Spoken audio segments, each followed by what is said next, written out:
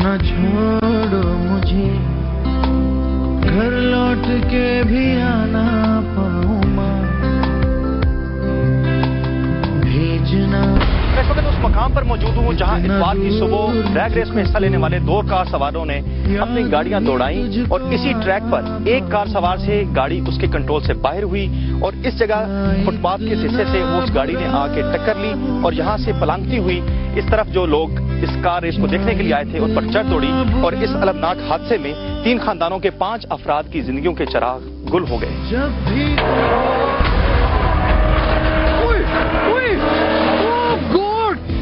इस अनहोनी वाक़े के मकाम पर गाड़ी जिस खंबे से टकराई है उस खंबे का यहाँ से नामो निशान तक मिट चुका है और इसी मकाम पर गाड़ी के कुछ पुर्जे अभी तक मौजूद हैं, जबकि एक बदकिस्मत खातून जो किसी बच्चे की मां थी उसका खून आलूद दुपट्टा अभी तक यहाँ मौजूद है। हुकाम का कहना है कि उस बेलगाम गाड़ी का ड्राइवर अभी तक मफरूर है।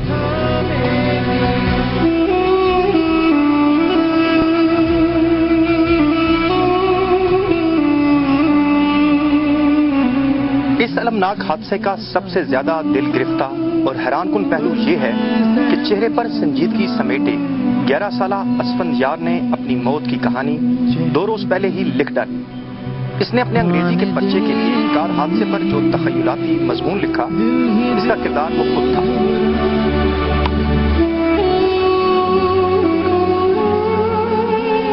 गुज़श्ता रात में एक पार्टी से देर से घर लौटा और सो गया। अगली सुबह मुझे स्कूल जाना था। मैं उठा तो मुझे पता चला कि देर हो चुकी है। मैंने दांत ब्रश किए बगैर तेजी से कपड़े तब्दील किए और जल्दी से नाश्ता किया। मुझे पता चला कि मेरे चचा आदिल और छोटी बहन जमाना पहले ही मेरे बगैर जा चुके हैं। मैंने पैदल जाने की भी परवाह नहीं की। मैं स्कूल जाने के लिए तेजी से सड़क को पार करने निकला। मैंने इस दौरान गाड़ी की चीखती ब्रेक सुनी। मैंने एक गाड़ी से बचने के लिए जंप किया, लेकिन मुझे ये पता नहीं था कि एक दूसरी गाड़ी भी आ रही है। दूसरी गाड़ी ने मुझे टक्कर मारी और मैं दूर गिर गया। मुझे सिर्फ अपने जिस्म में हर तरफ दर्द का एहसास था। मैं अपनी आंखें नहीं खोल सका।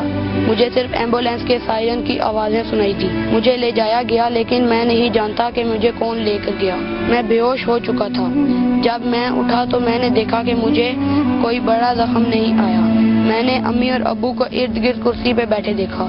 जब मैंने इनको देखा तो इन्होंने कहा, असफंदयार तुमने तो हमें डरा ही दिया था। मैं अस्पताल में एक दिन रहने के बाद घर चला गया। मैं खुश था कि मैं अपने घर आ चुका हूँ। असफंद की वालदा मिसेस बाबर शिद्दत गम से निढाल हैं और कैमरे पर भी नहीं आना चाहती। उनका कहना है कि असफंद ने अपने मजमून में जो कुछ लिखा बिल्कुल वैसे ही कार हादसे का शिकार हुआ। मिसेस बाबर की तो दुनिया लुट चुकी। कपकपाती आवाज और छलकते आंसुओं से ममता ने बताया कि दी एंड से पहले इनके बेटे असफंदयार ने जो कुछ लिखा था बिल्कुल उसी तरह उसकी लाश के बाएं जानिब वो खड़ी थी और दाएं जानिब उसके वालिद की लाश पड़ी थी और वो अपने खालिक हकीकी से जा मिला था। मिसेस बाबर कहती हैं कि वो इतवार को अपने वालिद के साथ जाते हुए मुड़ा और मेरे पास आकर कहा, मम्मी, हैरी पॉटर की कहानी में जाने वाले को वापस लाने का एक तरीका जरूर है, लेकिन जाने वाला वापस आ भी जाए तो उसको ये दुनिया अच्छी नहीं लगती। मैं जा रहा हूँ, मुझे वापस मत बुलाना। ये वो क्लासरूम है जहाँ असफंदयार अपने दीगर साथियों के हमरा इल्म हासिल किया करता था। आज वो नहीं है तो उसके साथी भी गम में मुब्तला हैं और ये वो असफंदयार का लिखा हुआ हाथ का पेपर है जिसने हर उस शख्स की आंखें खोल दी हैं जो इस वाक़े को भी मामूल के हादसों की तरह भुला देना चाहता है। क्लास में आज भी पेपर है, लेकिन असफंद की कुर्सी खाली। दोस्त शिद्दत गम से चूर स्कूल के गेट पर नजरें गाड़े गमनाक हैं कि शायद अभी गेट से असफंद की आवाज आएगी और वो कहेगा, अली, जवाद, लो मैं आ गया। टीचर्स अब भी आरजूमंद हैं कि इनका इंतहाई होनहार शागिर्द असफंद फिर से अपनी किसी नई कामयाबी की नवीद इन्हें सुनाएगा।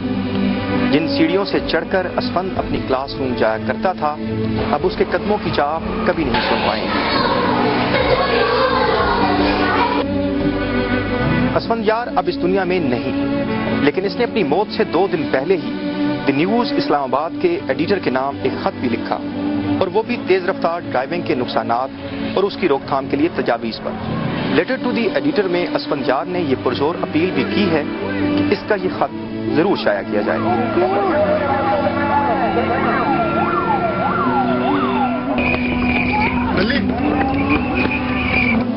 There have been several accidents throughout the days because of reckless driving. Many people have died because of this. I would like to make a plea that you publish my letter in the newspaper so that people would stop driving so recklessly. He was a very good friend. He used to protect his friends, and I'm really sad that he left us, and I still remember him.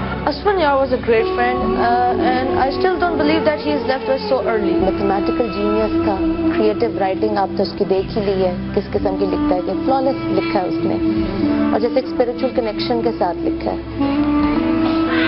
Asfand کے ساتھی آج بھی ground میں fit بال کھیلتے اور جھولا جھولتے ہیں، لیکن اب اسفندیار ان میں نہیں۔ ڈریگ کار ریسنگ کے اسی حادثے میں اپنے والد سہیل خان کے ہمراہ جہاں بھاگ ہونے والا یہ معصوم بچہ دانیال ہے، جو چھٹی کلاس کا ہونہار طالب علم اور ایک شاندار کارٹونسٹ تھا۔ اس کے والد کی تعیناتی ابھی چند ماہ پہلے ہی اسلام آباد میں ہوئی تھی۔ دانیال کی معصوم زخمی بہن اور ماں کو غموں کے پہاڑ کا سامنا ہے۔